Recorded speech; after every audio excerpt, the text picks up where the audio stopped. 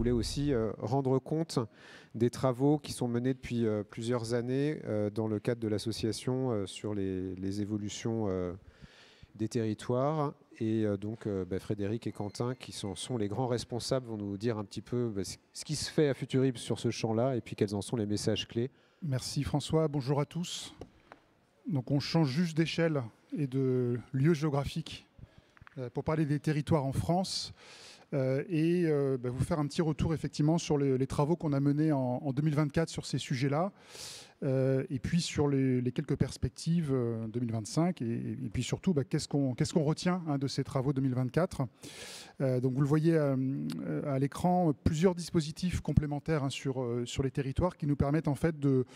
d'essayer sous différents angles de mieux comprendre comment les territoires se transforment, comment ils évoluent dans leur diversité.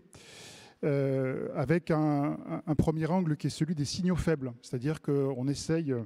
à travers plusieurs cycles d'ateliers, de comprendre collectivement comment, à travers les stratégies d'acteurs, à travers les projets collectifs, à travers les discours d'acteurs également, à travers les demandes des habitants et des citoyens, comment est-ce qu'on peut observer un certain nombre de changements sur les territoires et au-delà de ces signaux faibles, qu'est-ce qu'ils traduisent plus profondément sur les transformations des territoires dans leur diversité. Donc sur ce cycle d'ateliers sur les signaux faibles, c'était la 3e saison en 2024 qui nous a permis d'approfondir un certain nombre de sujets et aussi de les actualiser. Ça, c'est un premier angle. Un deuxième angle, c'est un nouveau cycle d'ateliers qu'on a initié en 2024, qu'on a appelé « Territorialiser la prospective », qui partait du constat qu'on a beaucoup de travaux de prospective qui parlent indirectement des territoires, mais qui ne livrent pas forcément de grille de lecture ou de recommandations spécifiquement adaptées aux territoires, avec donc par conséquent une difficulté pour les acteurs des territoires de s'en saisir. Donc beaucoup de travaux prospectifs sur des questions d'eau, d'énergie, d'alimentation, d'industrie, mais sans forcément qu'il y ait d'angle spécifique sur les territoires. Et donc ça nous semblait important d'avoir un espace de dialogue et de réflexion collective sur finalement qu'est-ce qu'on peut retirer à l'échelle des territoires de ces travaux prospectifs et quelles questions est-ce que ça soulève pour les acteurs des territoires. Voilà. Et puis dernier sujet qu'on a traité en 2024, donc là c'est un sujet plus ponctuel, c'est un travail d'analyse prospective sur les relations entre l'État et les territoires dans le domaine de la transition écologique, avec évidemment un angle prospectif à l'horizon 2040. 2 mots sur ce qu'on fera en 2025, et puis après on va vous dire quand même quelques éléments sur les messages qui ressortent de ces travaux. On va poursuivre ces travaux en 2026 sur les signaux faibles et sur les travaux de territorialisation de la prospective. Et puis on a un chantier qui s'est initié en partenariat avec le réseau prospectif territorial sur les services publics à l'horizon 2040. Voilà, donc une démarche de prospective qu'on mène avec environ 25 acteurs selon une méthode un peu innovante, et on vous en dira davantage quand on aura avancé dans la démarche. Alors, sur les messages qui ressortent de ces travaux, d'abord sur les questions de méthode. Après, on parlera davantage de sujets de fond, mais en tout cas, sur la méthode, ça nous semblait intéressant d'en dire 2 mots. D'abord, pour dire que, à notre avis, faire de la prospective aujourd'hui sur les territoires, c'est fondamental, parce que les conditions cadres du fonctionnement des territoires sont en train de changer de manière assez radicale, assez rapide, que ce soit en termes démographiques, climatiques, géopolitiques, réglementaires, économiques, avec des changements au long cours, mais aussi des incertitudes. Et ça nous semble vraiment essentiel que les acteurs des territoires puissent prendre la mesure de ces changements et les intégrer dans leur réflexion stratégique. La difficulté qu'on a quand on fait de la prospective à l'échelle d'un territoire, c'est qu'on n'a pas beaucoup de prospective globale sur le devenir des territoires à l'échelle nationale. Il y a eu des travaux de ce type il y a quelques années, et même il y a plus de 10 ans, mais aujourd'hui on n'a pas de travaux globaux. Et donc ça manque quand on s'engage dans une prospective à l'échelle d'un territoire. Et puis comme je le disais, les prospectives sectorielles souvent n'intègrent pas de volet territorial. Donc il y a beaucoup de ressources prospectives qui existent, qui sont souvent assez disparates, assez inégales, parfois difficiles à appréhender au niveau local, et avec des acteurs locaux qui souvent ont relativement peu de temps et pas toujours beaucoup de moyens pour s'engager dans des travaux de prospective. Et donc, c'est un petit peu à cette problématique qu'on a essayé de s'attaquer dans nos cycles de travaux et d'ateliers. D'abord en essayant de mutualiser un certain nombre de ressources en mutualisant des observations, c'est ce qu'on fait dans les ateliers sur les signaux faibles, pour essayer de retirer des enseignements communs aux différents territoires, au-delà de la spécificité de tel ou tel territoire plutôt urbain ou plutôt rural. En essayant aussi de proposer des grilles d'analyse pour retirer à l'échelle locale les enseignements de travaux de prospective globaux, avec notamment une dimension systémique qui nous paraît essentielle à mettre en avant, puisque chaque territoire est un système ouvert sur son environnement, et donc c'est important de ne pas se limiter à une approche trop sectorielle ou cloisonnée des changements liés à l'eau, au climat, à l'énergie ou à d'autres sujets. Également, un autre angle qu'on essaie d'aborder dans nos travaux, c'est le fait de pouvoir tenir compte et assumer la diversité des territoires. Les territoires sont très variés dans leur fonctionnement, dans leur configuration, et au sein de chaque territoire, on a à la fois des évolutions très rapides, mais aussi des inerties. Et on a des tensions, des contradictions, mais aussi différents modèles qui peuvent cohabiter. Et ça nous semble important dans les travaux de bien tenir compte et de bien accepter cette diversité, même si elle n'est pas facile à appréhender dans nos travaux. Et puis, dernier point, c'est la question aussi de la simplification des outils et des grilles d'analyse. Faire de la prospective sur les territoires, quand on n'a pas forcément beaucoup de moyens, c'est aussi pouvoir s'approprier des outils relativement simples, assez facile d'accès, et c'est aussi ce qu'on essaye de faire dans nos ateliers, avec l'idée qu'on peut aussi faire de la prospective flash, parfois sur des formats très courts, et que ça peut être également très utile à l'échelle d'un territoire. Je passe la parole à Quentin pour aborder quelques messages sur le fond de l'évolution des territoires. Comme vous le voyez, on a traité énormément de sujets. Là, l'idée, c'est pas de vous faire une restitution complète, exhaustive, ce serait beaucoup trop long et un petit peu assommant, mais plutôt de tirer quelques fils pour vous montrer notamment quand on s'interroge sur le fait que sur des dynamiques qui sont très ancrées, pour certaines depuis déjà plusieurs décennies, on a un ensemble d'indices qui montrent que les choses pourraient évoluer assez rapidement et sont plus ouvertes à l'avenir. Le premier constat qu'on fait dans ce sens, c'est le diagnostic de lignes de tension, de contradiction entre des évolutions d'attentes de populations, de territoires qui sont contradictoires. Le premier exemple, comme le disait Frédéric, sur les relations entre État et territoire, sur la mise en œuvre de la transition écologique, on a une ligne de tension assez forte et qui est de plus en plus forte entre, d'une part, un État qui veut garder la main sur les objectifs de la transition, sur ses modalités de mise en œuvre, avec des logiques de contractualisation, avec les CRTE qui montent en puissance, les logiques d'appel à projet, mais qui a des capacités limitées et qui déploie des politiques sectorielles qui peuvent paraître ou qui sont contradictoires. Donc d'une part cet État, d'autre part des acteurs des territoires qui attendent de la part de l'État une posture de pilotage stratégique d'ensemble avec une vision cohérente et d'autre part qui attendent aussi davantage de moyens et d'autonomie pour la mise en œuvre de cette transition.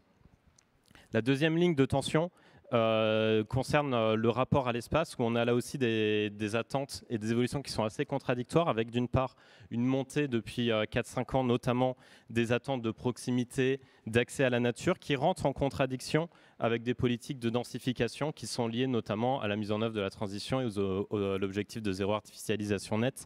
qui font qu'il y a une compétition pour l'accès aux espaces désirables qui est de plus en plus forte. Et en parallèle de ça, toujours sur cette thématique de rapport à l'espace, on a beaucoup d'acteurs des territoires qui nous font remonter des signaux faibles, allant dans le sens d'une forme de refus de la mixité, de ségrégation socio-spatiale qu'on voit notamment par des stratégies d'évitement sur les choix scolaires qui montent en puissance. On le voit aussi dans l'échec relatif de certaines politiques de mixité sociale qui ont été mises en œuvre dans certains territoires. Troisième ligne de tension concerne la polarisation des modes de vie et particulièrement des modes de consommation, où on a d'une part des évolutions très rapides des attentes de la part de certaines franges de la population, avec sur les territoires une multiplication des initiatives locales, qu'elles soient citoyennes, associatives, portées par les collectivités, notamment dans les territoires ruraux, avec par exemple des commerces ambulants, de la multiplication de ressourceries, aussi des formes peut-être un petit peu plus un petit peu plus surprenantes, comme par exemple la multiplication des distributeurs automatiques dans certains territoires ruraux. Je pense notamment au département de la Sarthe, qui est assez emblématique pour ça. Donc on a cette multiplication d'initiatives, mais qui se heurte à la montée très forte, d'une part des arbitrages selon le prix, du fait du contexte inflationniste qu'on a connu ces dernières années, et d'autre part d'un rebond de la consommation, des formes de consommation plaisir, qu'on voit avec l'émergence d'enseignes à bas coût, que ce soit des enseignes physiques, comme des enseignes type Aldi, Action, qui est aujourd'hui l'enseigne préférée des Français, et aussi évidemment des enseignes numériques qui ont un impact très fort, notamment dans les centres-villes des villes moyennes, sur les commerces. Et donc on voit depuis un an ces initiatives dont je vous parlais, les ressourceries, les AMAP, etc., un certain nombre de ces structures qui se retrouvent en difficulté assez forte économique, et ça c'est assez nouveau dans les remontées qu'on a des acteurs des territoires. En synthèse, donc, on a, je pense que vous l'avez tous saisi, une montée en puissance de la transition écologique qui est assez difficile, d'autant plus difficile depuis quelques mois à l'échelle globale, mais qui n'empêche pas à l'échelle très locale un certain nombre de projets de s'ancrer, de dépasser aussi des clivages politiques, notamment sur des projets de préservation de la biodiversité, des plans biodiversité, des projets de renaturation, de végétalisation en ville, sur des sujets de santé environnementaux aussi, avec la multiplication des instituts éco-citoyens pour la connaissance des pollutions à l'échelle locale. Donc voilà, un certain nombre de lignes de tension qui sont évidemment pas nouvelles, mais qui montent en puissance, notamment sur les enjeux environnementaux. Deuxième constat qu'on fait, c'est un certain nombre d'indices, de signaux faibles qui vont dans le sens de ruptures potentielles à venir et qui nous font dire que ces lignes de tension que je vous ai exposées, certes, sont assez anciennes, mais pourraient déboucher sur des trajectoires assez ouvertes. Le premier signal faible, qui est même plus qu'un signal faible de point de bascule, c'est évidemment la combinaison entre le contexte budgétaire extrêmement contraint et l'instabilité politique. Alors je ne vais pas vous refaire le tableau du contexte budgétaire de la France depuis un an, mais ce qui est important à garder en mémoire, c'est que c'est un contexte qui est favorable à des arbitrages inédits qui auraient pu sembler impensables il y a un an, il y a 2 ans, et qui aujourd'hui sont de plus en plus considérés comme des hypothèses de travail. Je citerai un seul exemple, c'est l'hypothèse de fusion, voire suppression des agences de l'État, qui est une ancienne portée par le Rassemblement national, qu'ils ont précisé à l'occasion des discussions sur le budget 2025, et qui est aujourd'hui une hypothèse de travail du ministère chargé des comptes publics. Deuxième point de bascule, c'est le changement de séquence dans la transition écologique. Alors là, je vous invite à à lire les analyses que font Nicolas Riot et Loisel sur le sujet, qui sont extrêmement intéressantes. On est passé, il y a 5-10 ans, d'une phase d'objectifs globaux qui était relativement consensuelle à une phase de mise en œuvre. Et cette phase de mise en œuvre, nécessairement, elle fait des gagnants et elle fait des perdants, et donc renforce des logiques conflictuelles, renforcées d'autant plus que les outils, les modalités de mise en œuvre emblématiques de cette transition, je pense aux ZAN, aux zones à émissions, à faible émission, qui ont d'ailleurs été suspendues il y a quelques semaines, à la réglementation sur l'isolation thermique des bâtiments, sont perçus par certains acteurs, citoyens, acteurs économiques, territoires, comme profondément inégalitaires. Et donc ça alimente ce qu'on appelle depuis quelques mois une forme de backlash écologique, qui ne se fait pas tant sur des enjeux écologiques, mais sur les enjeux économiques, qui sont induits par la mise en œuvre de cette transition écologique. Troisième point de bascule, la remise en cause du cadre réglementaire, qui est jugé extrêmement complexe et inefficient. Alors, de la même manière, les appels à la simplification du cadre réglementaire, du cadre administratif, sont évidemment pas nouveaux. Chaque gouvernement, depuis 10-15 ans, s'est fait le porteur de ce type de discours. Mais on est notamment dans le sillage des commentaires du rapport Draghi sur le décrochage de l'Union européenne. On voit que ces discours changent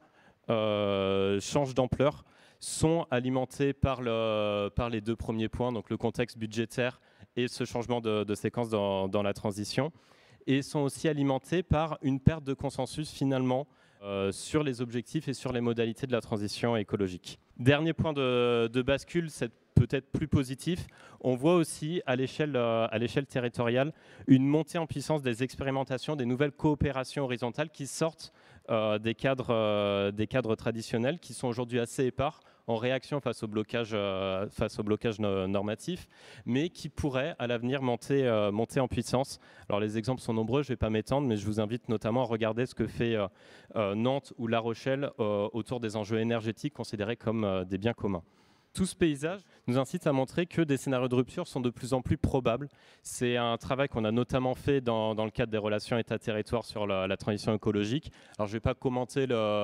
dans le détail des scénarios, mais évidemment que la prolongation de l'existant est toujours probable, mais on voit aussi que les trajectoires sont plus ouvertes à l'avenir. Et ça nous pose un certain nombre aussi de questions d'ordre méthodologique, et je vais laisser Frédéric enchaîner là-dessus. Pour terminer sur en quoi ces travaux nous inspirent sur le besoin de prospective pour les territoires. Alors aujourd'hui, la pratique de la prospective est assez disparate sur les territoires, que ce soit à l'échelle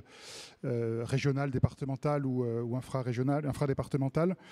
Et pour autant, on a la conviction que c'est vraiment on est sur des méthodes et des outils qui peuvent être extrêmement utiles